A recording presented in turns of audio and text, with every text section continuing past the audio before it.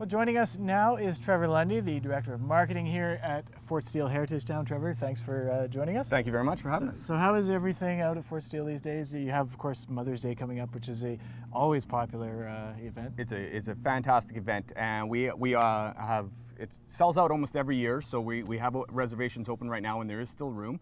It's a vintage tea, so they're serving the loose leaf tea right there. It's being supplied this year by Granny's Cupboard, which is a local business.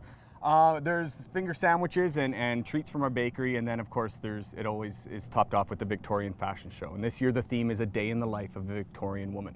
Okay, and how about the etiquette classes?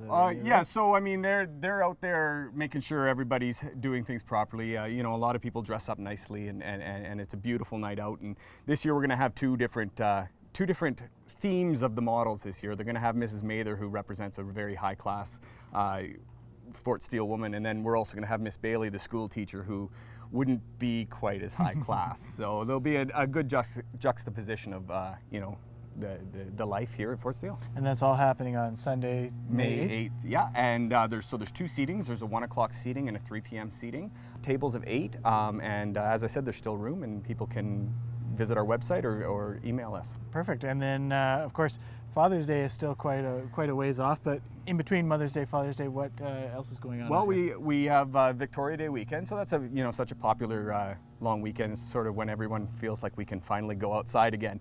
And so we will be open during the Victoria Day weekend. We will have games in the gazebo park. The restaurant will be open. All of our trades will be up and running, and so there'll be a lot for people to see. They can come out and have a picnic in the park. And perfect. Yeah. And how about the animals out here? Yeah, so this is spring is always an exciting time at Fort Steele because the animals are starting to have the babies. So we do have a lot of baby ducks, and this week a few of the lambs have been born. We do keep them behind closed doors for a couple of days after they've been born, make sure everything's okay before we let them out to the public, but I know that's always very popular to see the animals. You do the same thing with the gold panners and the blacksmiths. Yeah, we keep them behind closed doors for a little while. And how about some of those things? When are they going to be?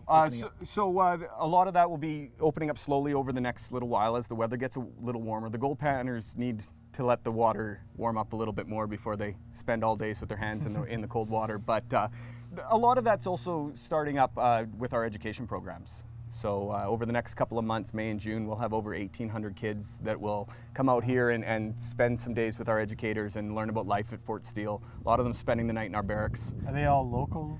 Not all of them. We obviously, the East Kootenays is a big supporter of our educational programs, and it's a bit of a rite of passage for people to spend the night in the barracks at Fort Steele. But we also have kids from as far away as China and Denmark that come out here and stay with us. So.